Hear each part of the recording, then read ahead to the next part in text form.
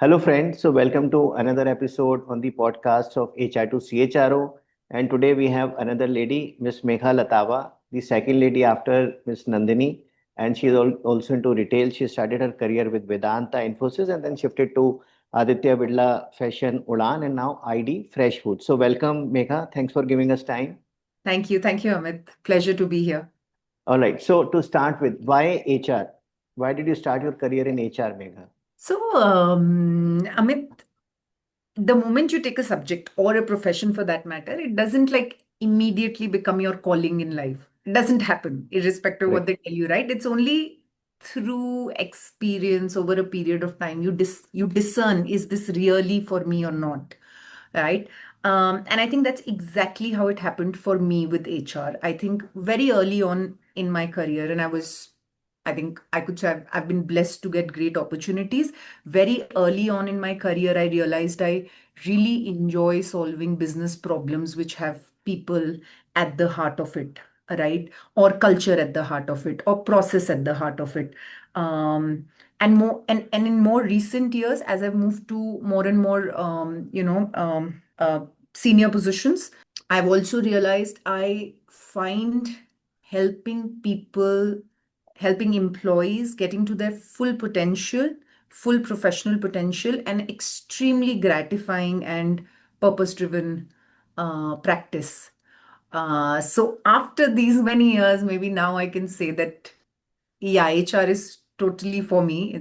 I chose the right field. I'm in the right function. It's something I enjoy. I'm very passionate about. So yeah, I mean, given the theme of this podcast, I would like to tell the young people out there that, one, don't worry about right upfront if your subject resonates with you or not, Mhm. right? Because by design, you're meant to experience it on the ground before you can truly know if it's for you or not. And second is, I also want to say that it's okay if something that you chose and it's not for you, and you're looking to pivot. I think that's okay. But I think what's most important is, like it is for me with HR, you must be passionate. You must find purpose in what you do. So yeah. So, people, culture, processes. See, looking at you, it's so difficult to imagine that you are a CHRO. By God's grace, I mean, you look I so look young. younger than I actually am, maybe, Amit, but I'll take that as a compliment. So Yeah. normally, the idea that is there, no, that you become a CHRO after 20-25 years experience and so on. And I'm sure you may look younger also, but Yeah, yeah, yeah, yeah, yeah, yeah. you Yeah. are hardworking or passionate enough to reach at this position faster than the normal. So, what is your secret of success? Is it people, culture, processes, the passion to help people, and what else? Success is a bit of a big word. I think I have a long way to go. But yeah, for wherever I am, I'll tell you. I think two, three things. I think one is, and again, it's some of it is who I am as an individual. Some of it is also experiences that I was very lucky to get, and they shaped me. But I think one of the big ones is inclination and capability to understand business, Okay. right? To my thinking, HR is a strategic business function, or HR should be a strategic business function that just happens to work through people. Hence, for me, it's very important before I start designing for people and for culture and for the talent. It's very important for me. I understand all aspects of the business. I understand the P&L, I understand the supply chain. I spend time on the ground, and not just as a one time thing, but as a rhythmic practice. I also think it's very in the HR function, especially across roles. I think it's very important for you to be connected with your workforce, for you to be able to understand and articulate what is it that they actually do on the ground. I think I think that's one piece that has always. So when I sit on a table and I talk an HR practice, I very often will give it the business color, will give it the Very nice. employee connect color before I come to the science part of HR, the model, the framework part of HR. And I think that, I would say, is always, I find that model very well suited to navigate different kind of stakeholders, Correct. which we have to do in the jobs that we do. Um, the second one I would say is not just relevant for HR. I think it's very relevant in the industry. So I'll give it two colors why I think it's relevant for everybody and why I think it's even more relevant for HR. I think it's adaptability. Okay. I mean, I know that the word is done to death, but I mean, as somebody who's operated in a tech organization, in an IT services organization, then have done brand businesses, have done retail, have done a very fast-paced startup, is doing a company which is transitioning into a professional space now. Um, I think my go-to is always context over content. Okay. It's very easy for us to replicate a good practice that we've seen work in the previous organization or whatever it is that we've experienced. But for you to be able to adapt to your current company's context, and when I say context, I mean how does what is the culture, what is the business, how does work get done, what makes the people tick, and what will really add value to the business is how I define adaptability, right? Otherwise, it's very, very commonplace to see a lot of fads coming in because somebody else is doing it. You will also do it, but it's not really moving the needle much Correct. because you've chosen content first Correct. rather than context, right? So I would say adaptability. And I was going to say why I think it's relevant for HR people because I think that's the beauty of this profession. More than other functions, I think HR is very fungible across industries. Correct.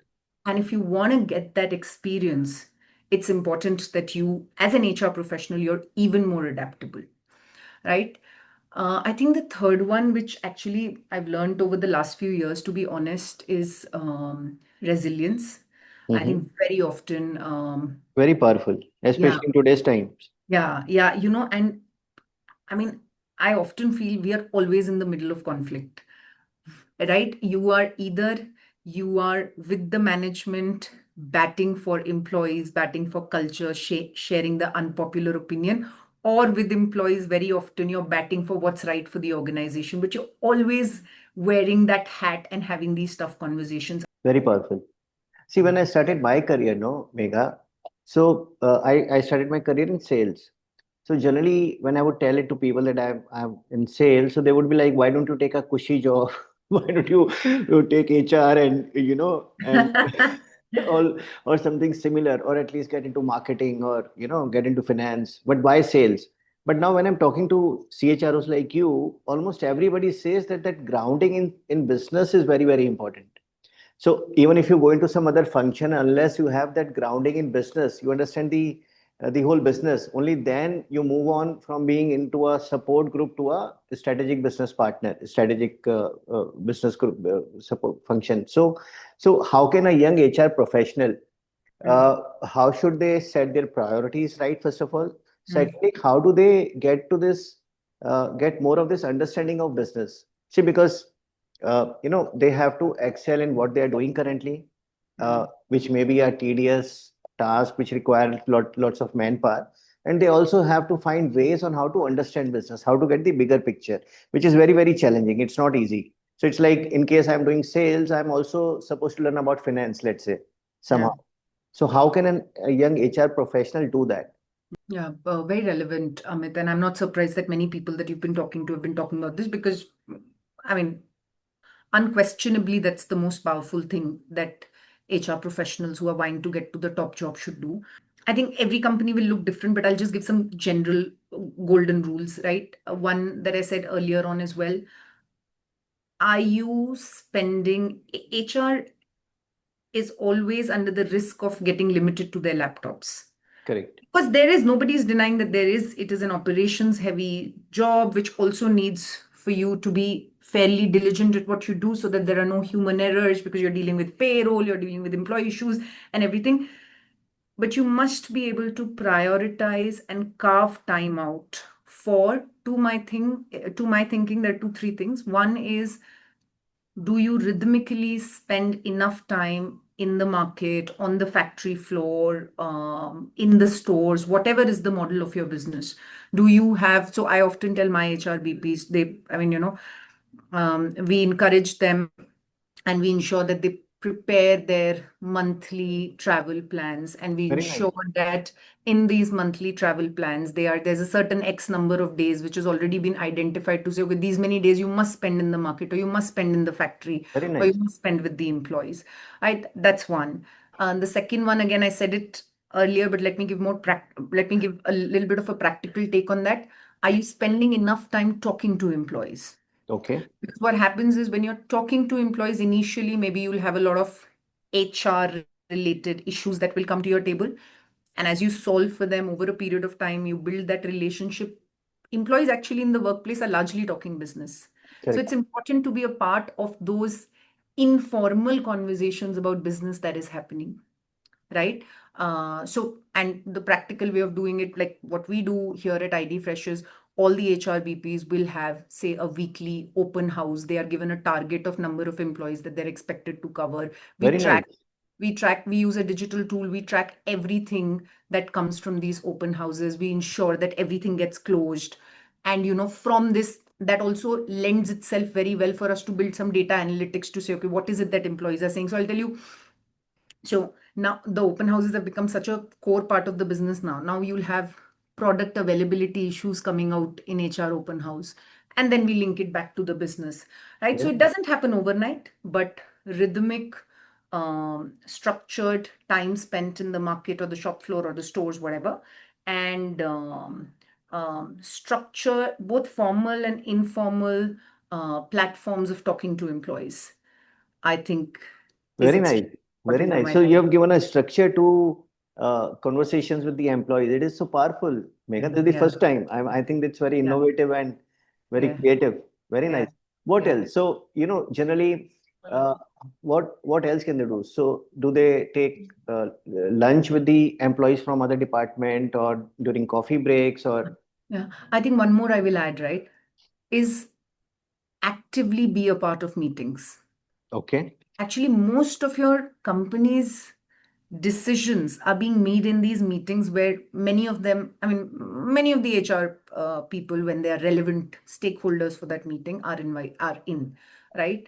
But very often I will see, again, with due acknowledgement of the fact that there is a lot of work to do, but they're very often the meeting is running on Teams or on Google Meet, and Mhm. they're doing something else on their laptops. So I I understand. often encourage them that take this time, Mhm. and it's okay, you may not have anything to add, Mhm. but to just hear from the people who are running the business, just see what ticks the meeting, what are these mental models which are being used to make some of these decisions, how are these trade-offs being made, Mhm. what is the mindset towards consumer, towards profitability.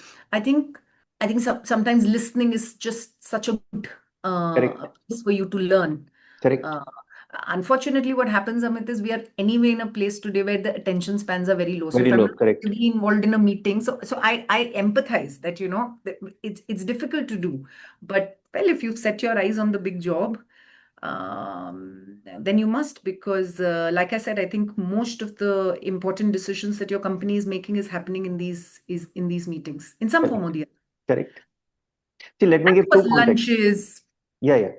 tea, pick up the phone, talk to employees. So we also do this, right? So I tell the HRBPs to, because we have large regional teams. So HRBP is in one place, but and we're present internationally, right? So say the HRBP is sitting out of Dubai, but the employees are in Abu Dhabi, right? So I'd often encourage them, just pick up the phone, ensure you're calling 3 employees every day, Very nice. even if it's just a 5-minute conversation. Very nice. So Even if powerful. yeah, yeah. And of course, if your instinct first is the mindset, Hmm. right? HR professionals have to come with this mindset, and the second is, as HR leaders, can we enable them with this structure, with this process? Can tech help us in this place? Can we mine this data to build insights so that the cycle is complete? Yeah. See, we work on mindset. So, like I do mindset based training. So, see, let me give two contexts. See, Please. one, in today's time, the time has shrunk. Traffic eats up so much time. Then, everybody, we need me time also, whether it's exercise or meditation or something. So this is one. Time is a problem. So I have limited time in which I have to excel in what my key KRAs are, top KRAs are, and I have to find time for maybe talking to employees, attending meetings, and contribute and listen along with the work pressure that I already have. That is one. Secondly, in my workshops, I find it very difficult to, like I was remarking in the last podcast also with Nandini, I find it very difficult to help ladies, girls. Why? to to give the context, see, guys, they waste so much time during the day, because when you talk to them, so they'll watch social media at night for half an hour, 1 hour, sometimes even more. They'll take umpteen coffee breaks. They'll spend time in gossiping. So easily you can help them use mind programming techniques to start taking out 1 hour every day on more productive tasks, if not more. Girls, I don't know, there is hardly any time that they waste. Usually ladies, because they have to work, then they are more involved in the household works than the men. Now it is changing, but still the level of involvement is higher on the girls part, ladies part. Then they have to take care of the kids also, their education, which, even though men have also started doing that, but it's still, the level of involvement is much larger for girls, for ladies. So I find it very difficult that how do I make them more productive? They are anyway so much more productive. So young HR professionals, from the first context, that time has shrunk, day has shrunk. Secondly, especially for the girl HR professionals, young HR professionals, what tools and techniques do you use to manage your time better? If you could share some light on that. Yeah. So I think first let me comment on the KRA versus delivering on my KRA versus talking to employees. I don't see the two as different. Very nice. Like strongly, I don't see the two as different. So, for example, the last 2, 3 teams, I think since I've been head of HR, I will tell you, Employee Connect will always sit as a KRA, and it's a lead measure, right? Correct. It will tell you how connected the employees are, how connected the HR team is to the employees, and then it will feature up in outcome lag measures like attrition or something else, Correct. or engagement scores or something like that, right? So one, I think there is power in having some of these lead measures as a Mhm. part of the KRA itself, Mhm. if KRA is what is driving an individual. And and that's the hard part of it. The soft part of it, Amit, is that for you to be able to deliver well on your KRA, Employee Connect is, to my thinking, one of the big pillars which will help you deliver. Right? Let's look at a HR KRA. You will have attrition, you will have employee engagement scores, you will possibly have internal succession. Right? If you look at these three, um, for you to be able to control attrition, are you connected enough to your span for you to be able to assess attrition risks? For you to be able to enhance engagement scores, you need to know what are the problems that people are facing and how can you solve them as the HR professional working with the stakeholders. For you to be able to plan succession, you should know what people have in mind for their careers, what are their aspirations, where do they want to get to, so that you can facilitate that movement with the talent management architecture that exists in your company, right? So to me, that's the mindset, and that's what HR professionals need to understand, that for you to be able to deliver on your KRA, I know nothing more powerful than you being deeply entrenched as a part of the team that you're responsible for. Okay, and business also, knowledge about business also is part of that. So when you talk to people, you come to know about business also, Of not only course, of course, of course, yeah. I think a couple of more things which I think young HR professionals should do. So we've spoken about business and we've spoken about being entrenched and being a part of the team, building that trust. I think, and this is a little uh, uh, not so popular one, but I think HR professionals really need to work upon the courage to speak the very truth. nice. Very often it gets uncomfortable. Leaders may not like it in the moment, but I think over a period of time, the right leaders will really value that behavior. So I think, to my thinking, courage is very important. Can you give some example on this, Megha? So, for example, if you think, let me just take a very very often new joinees will come into the system, new employees will come into the system. I think many companies do it very well, the immersion, the assimilation. Many companies who don't do it as well, and people are just sort of thrown in the deep end of Correct. the dark sea to figure it out themselves. And I'm just, this is hypothetical, right? And I'm just saying, at the end of the probation period, the manager comes back and says, oh, not working. So please, it's a shorter notice period. Please, we're not confirming the individual. Does the HR professional at this stage have the courage to ask the right questions, that I what understand. is the role that we played? Not, I mean, it doesn't have to, we don't have to make it about individuals, right? But what is the role? Okay, this is what the employee brought in these 6 months. What is it that as an organization we extended to ensure? Because it's not just about, this is not about, it certainly is about the human side of it, but it's also about the investment in talent Correct. acquisition, the Correct. cost of hiring, the cost of Correct. the opportunity cost when that position will sit empty Correct. till you get the next person in, and future loss if you don't mend this behavior, because who's to say it won't happen with the next person, Correct. right? So, and I think so on paper, is the manager absolutely in the right to come back and say that, you know what, I'm supposed to assess the individual during the probation. It doesn't seem to be working. So hence, please, let's see what the next steps are. But you have to have that conversation from the process owner, from the conscience keeper of the organization, and also as a business partner. Correct. So yeah, that's what I mean. I mean, that's one example, very, very basic example, but I think, Good example. Very good yeah, example. And I'm sure many of us, many people in the HR would be facing that. yeah, Correct. So, yeah. I KRA. want to add one more. Yeah. Yeah. Yeah, young HR professionals, what they should do, because I think this is very important. I think HR is far more disciplinary Mm-hmm. than most people understand. I Okay. mean, HR in itself, if you look at the subject, there's of course business strategy is a part of, certainly a core part of HR, right? But Mm-hmm. there's also technology, there's data analytics, there are some Correct. use cases for design thinking, then there are all the conventional fields of comp and ben, of talent management, of L&D, of employee engagement. I mean, it's a very, very wide subject. And Correct. I think young HR professionals should certainly invest the time to understand the subject, to understand the science. And there is just, today, I think in today's world, there is just so much content available in Correct. whichever form you want to consume. I think HR professionals should should make an active choice of building on the subject, Very and not powerful. undermine that it's a very, very large function to my thinking. No, you're right. You're absolutely right. So for a solid grounding for a CHRO to reach the level of CHRO, what all do they need to spend time in doing all these? So compensation, engagement, L&D, payroll, and along with that technology and analytics. So so they have to go through all of them one by one, or how can they plan it? Yeah, you can't possibly do everything. I mean, Correct.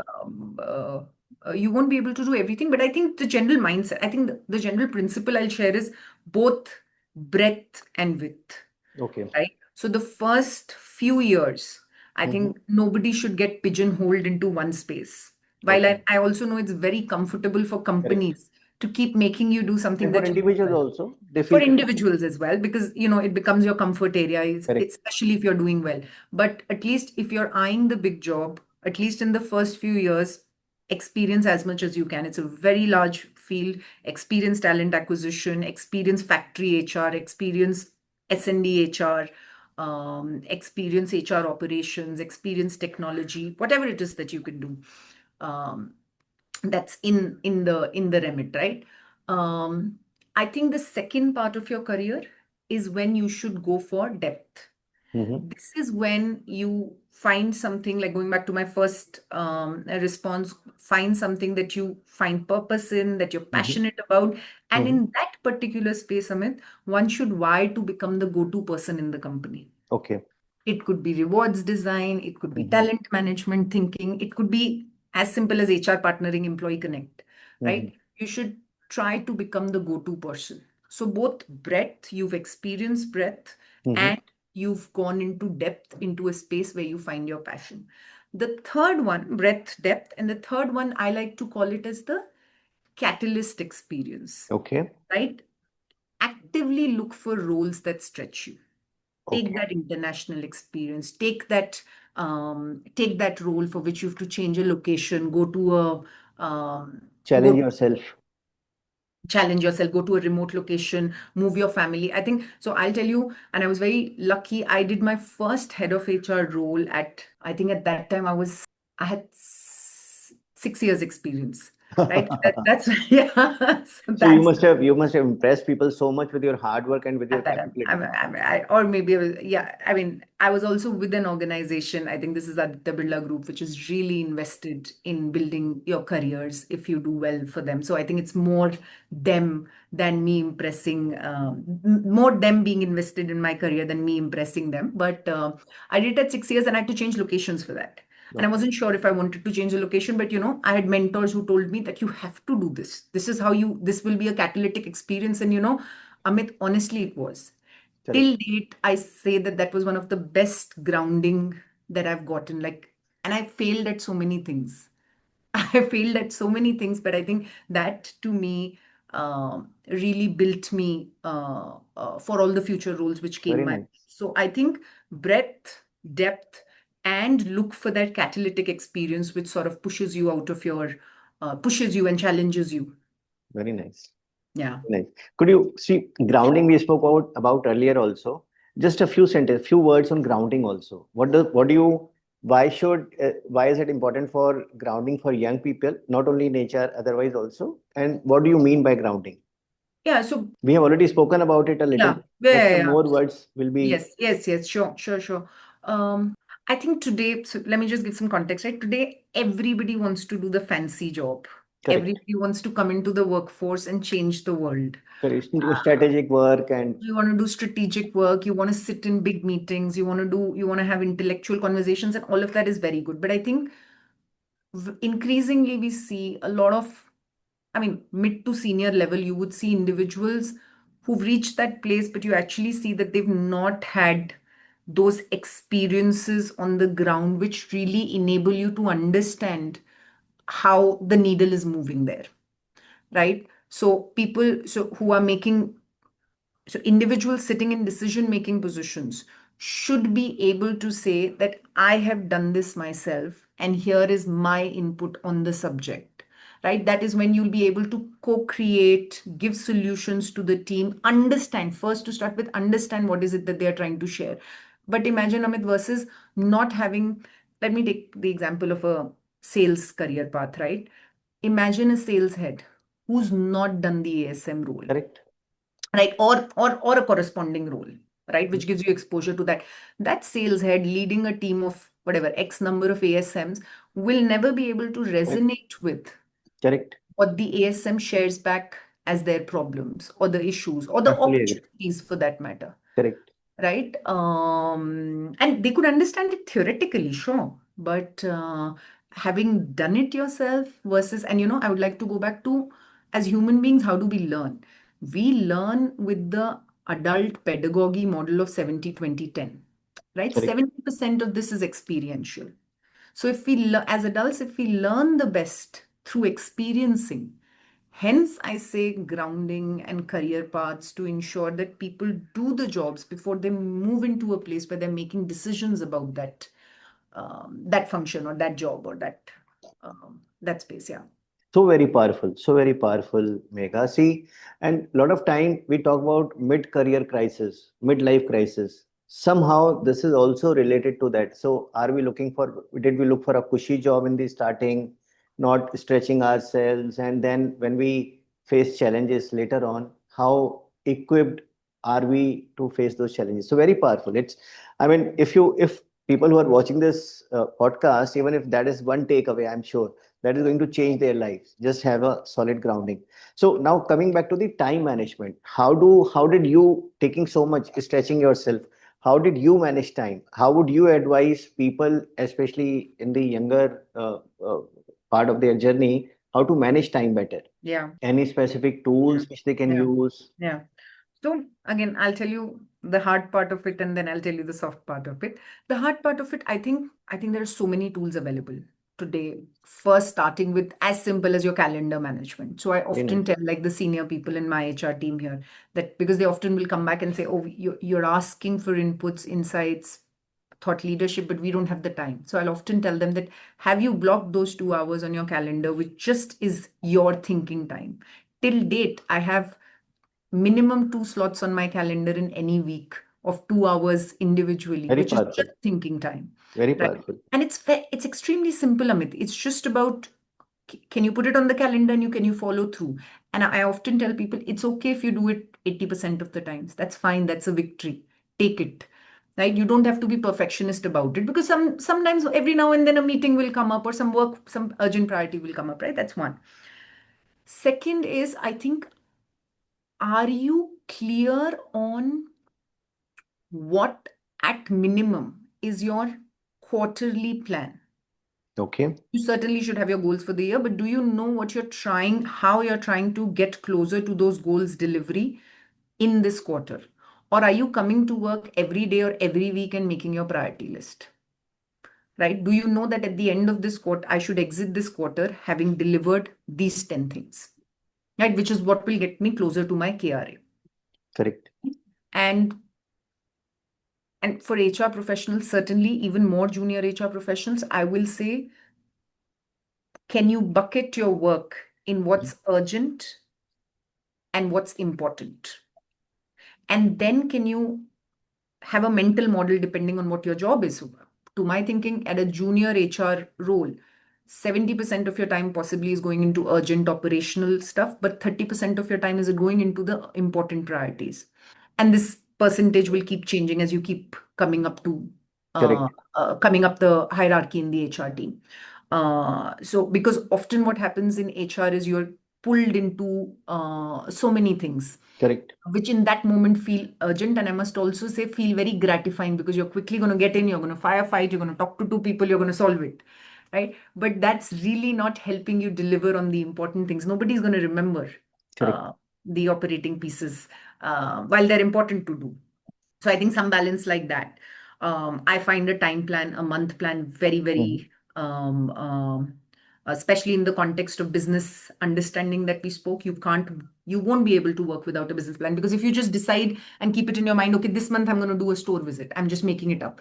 But if it's not in your calendar, Mm. more often than not, it will not Will happen. not happen. Not Correct. planned for it because Correct. something or the other will keep you in the corporate office. Correct. So I think those are some tools, the usage of your calendar, usage of a month plan, a month travel plan, usage of urgent and important matrix, and also ensuring that you're carving out time Mhm. for the thinking pieces that you want to do Very and powerful. ensure that you follow through that.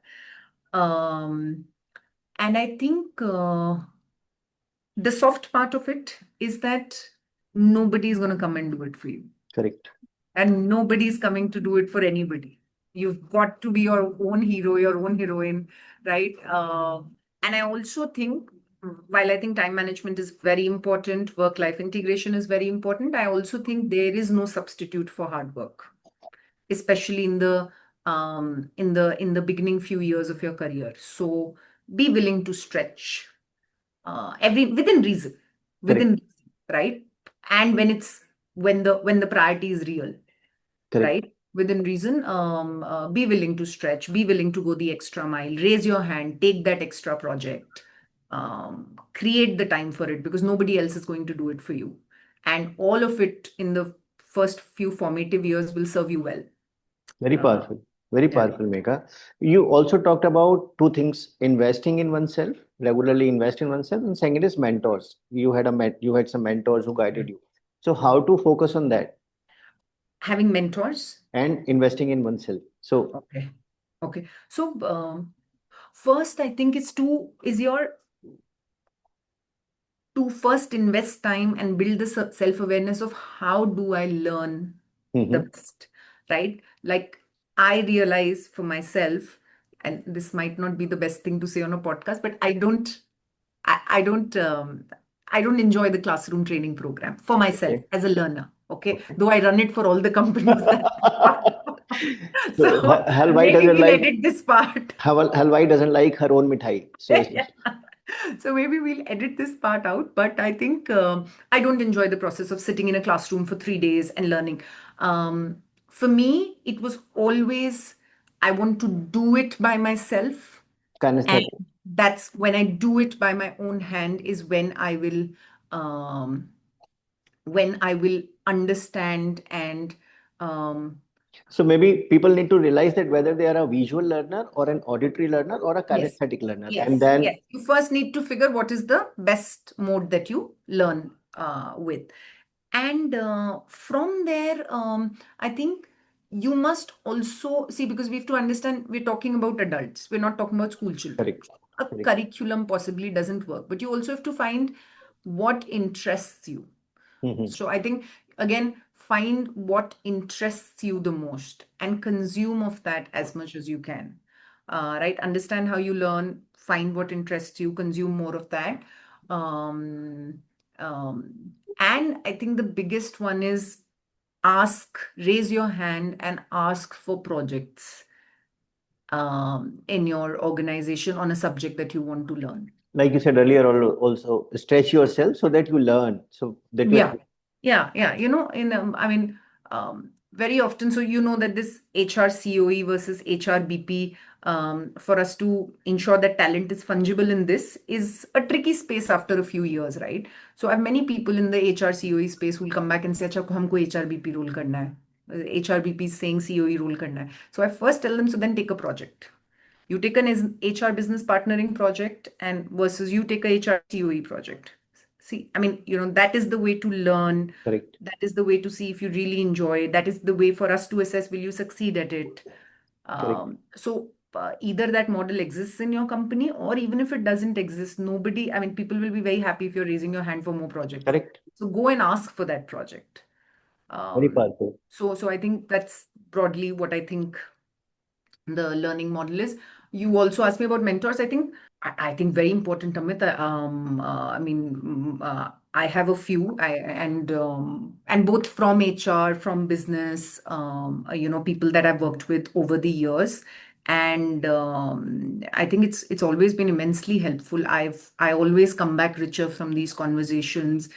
These are people who are genuinely invested in seeing me succeed. So it comes from a very good place. And of course, these are individuals who've done really, really well, people that I look up to. So their insights, their experiences help you navigate the space a lot better. So find those mentors that you How connect can with. they find? How can young HR people? What should they do? It- oh, well, my experience has always been is generally somebody that you worked with. Hmm.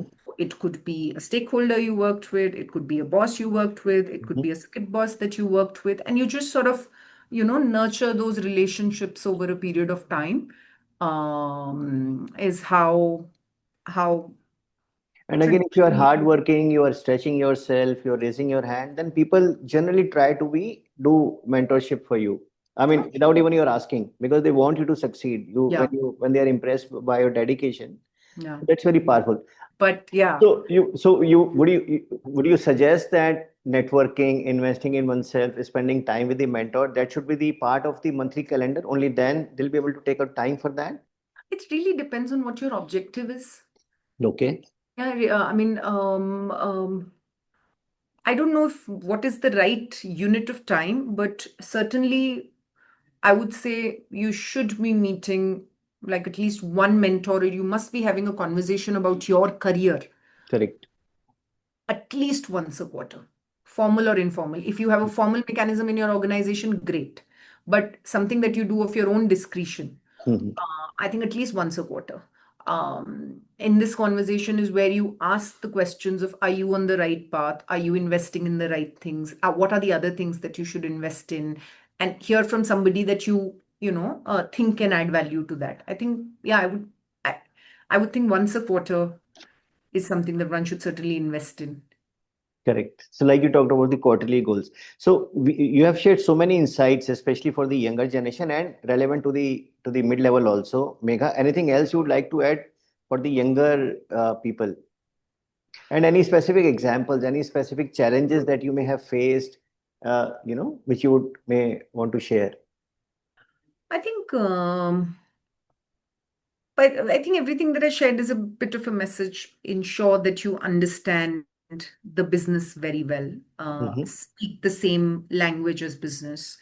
Um, Come with a mindset of adaptability to the context, right? Stay resilient through the process. Understand that HR is a very large multidisciplinary subject. So build your career in breadth, depth, and look for assignments which challenge you. Um, yeah, I think those will largely be the messages. For the mid level, once they reach at mid level, what should be anything else you would like to address? I think I often say that, so when you are planning our careers, right? I think very often individuals will think of what's the next role I want to do. Okay, I often tell people that please first arrive at what is the destination role, correct, right? Now I understand, I mean, in our fast-paced world, maybe destination role for somebody who's just started their career or is sitting at 10 years experience may be a bit tough. Careers are what, roughly 35 to 40 years long career. Maybe it's tough, but at least have clarity on where do you want to be 10 years from today. very nice. And then sort of, if Plan once you it. have destination role, then sort of see what are the multiple paths that you can create to get to that destination role. Otherwise, what Amit, in my experience, what happens is people get fixated on the next role. Now, Correct, you getting the next role is actually, especially because you asked me mid management, right? I see this happening with mid management. They get fixated on the next role. And you getting the next role is a factor of many other things. It's not just about your willingness, correct, right? Your final goal is to get to that destination role. So if you correct, map that out, you will see that there's just not just rarely have I seen that there's just one path to any destination role. Maybe correct, in certain functions like where you're the legal counsel or something, right? But most jobs, there will be various kinds of career paths. correct. So very So if powerful. you start with a bit of a long term thinking, it'll serve you well, and your chances of getting there will be better. Where again the mentors or networking will help and giving that perspective that, so Yeah, that you are having a mentor is so powerful. certainly, and ask these questions to people in your organization. I Mhm. mean, they may not have the answers immediate. Many companies do. Many companies have career architectures ready. But at least start the conversation. Start the conversation with your HR partner. Start the conversation with your manager, with your skip manager, Very in nice. a constructive way, of course. Very nice. For the senior people in HR, I think keep fighting the good fight. okay, Senior people in HR, advice to them. Mm, I think senior people in HR, something that I keep telling myself also, I think just go headfirst into technology. very nice. I think tech is just going to change the face of HR. And honestly, I must tell you first to start with, I think I'm a bit behind already, right? I think we've got to really go after the agenda with hammer and tongs, because there are some, I mean, I keep meeting some of these AI based startups, right? There is such interesting work that is happening. Just meet, this is something that I've started very recently, Amit. I may not have a use case in the company today, and earlier just because of lack of time I would not meet, but now I actually go and do these meetings, see these demos, because I want to understand what are the how technology will change this function. I think it has been more than an hour since we started interacting, Megha, and you have answered, given so many insights. I'm sure it's going to be a big learning experience for everybody who's watching this. So thank you. Thank you for sparing time, My Megha. So nice of you. pleasure, Amit. Lovely talking to you. Thank you.